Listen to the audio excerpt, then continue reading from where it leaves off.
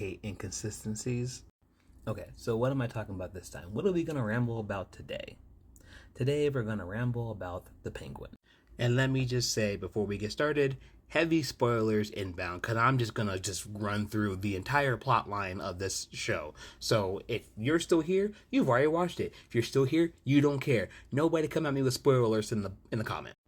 So my wife and I finished The Penguin last night. And let me just say, first off, love the show.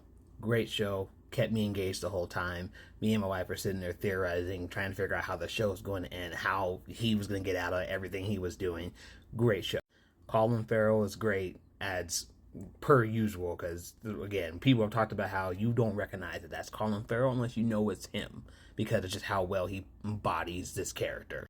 Christian Milioti as Gigante, chef's kiss. She played off traumatized, she played off crazy, she played off hurt, she played off just wannabe mob boss gangster so well.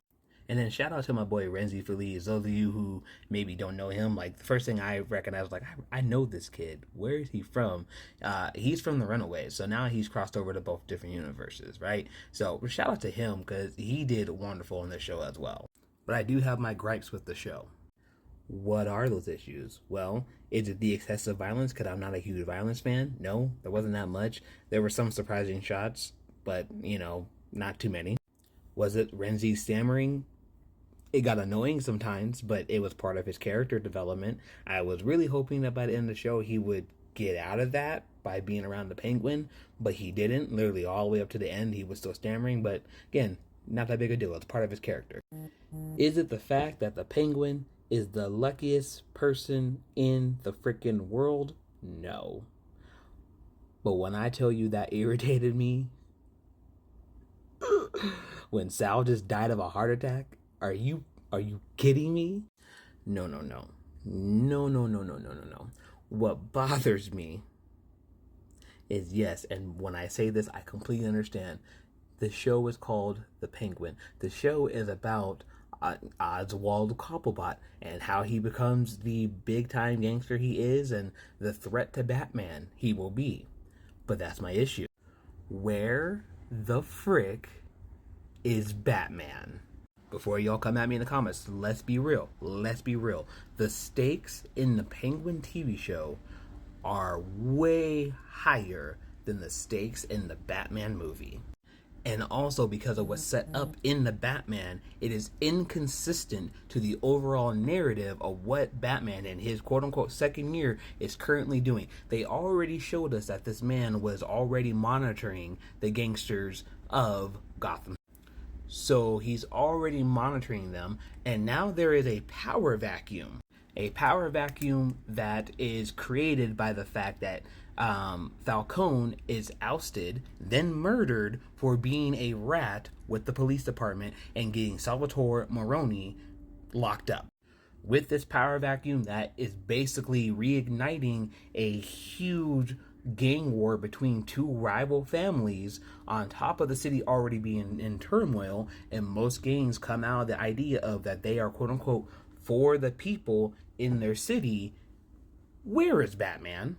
Let's go a little deeper. Then you have the fact that with this power vacuum, one of the crazy heirs to this power vacuum, who is a convicted serial killer, gets out of jail. Not monitoring her? Then the other heir gets murdered, and the rival family takes the credit for his murder. During the fact that the now two major families are going to war, there is a new drug appearing on the street. Then, during the war, the entire Falcone family gets murdered, and there's only two survivors. One of them who is already a convicted serial killer. During that time, the heir and the wife to the Maroni family get murdered, and then the head of the Maroni family gets out of jail. Then, out of nowhere, the Falcones are now suddenly the Gigantes, and not only are they now the Gigantes, but now they're teaming up with the family's greatest rival, the Maronis, after the head just got out of jail. And then during all this, A bomb goes off underground, revealing a giant drug lab for this brand new drug in a broken down part of the city that was hit the hardest when it came to the Riddler's machinations. And again, Batman is nowhere to be seen. And then last but not least, the convicted serial killer is captured and brought up on charges for murdering her whole family. But not by Batman. The police just quote unquote happen to know where she's at when she gets arrested. What was Pattinson doing this entire show? Because I'm sorry, some incel offing off a few billionaires and the head of a crime family and then flooding Gotham, not as high stakes as there being a power vacuum with the entire major gang affiliated families of Gotham City. Like, I get it. Penguin may not be on Batman's radar, but the Falcones or Gigantes and the Moronis absolutely should have been and already were by what happened in the movie itself. Where the heck is Batman?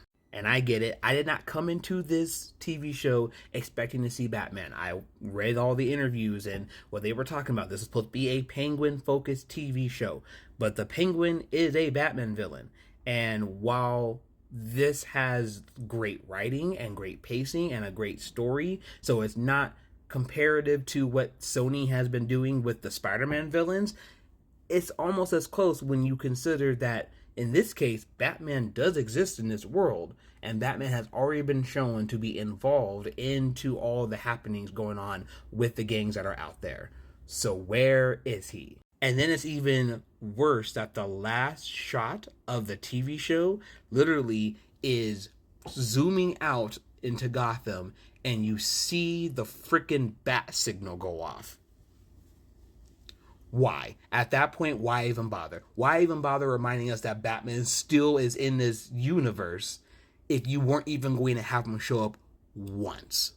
So I get it. What they may do is the Batman 2 may be during this time period, and Batman may have other things he's worried about, because that does happen in the comics. This is a Batman who is still very new. So he didn't have the Robins and the Batgirls to go out there and handle other stuff while he's focused on these other things. So I get that.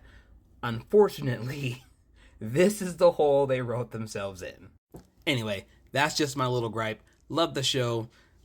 Loved the storyline. Again, everyone who's in it is just phenomenal, and it's a great time. But we can't argue that we just are going to ignore that Batman does not show up the entire time. I'm sorry.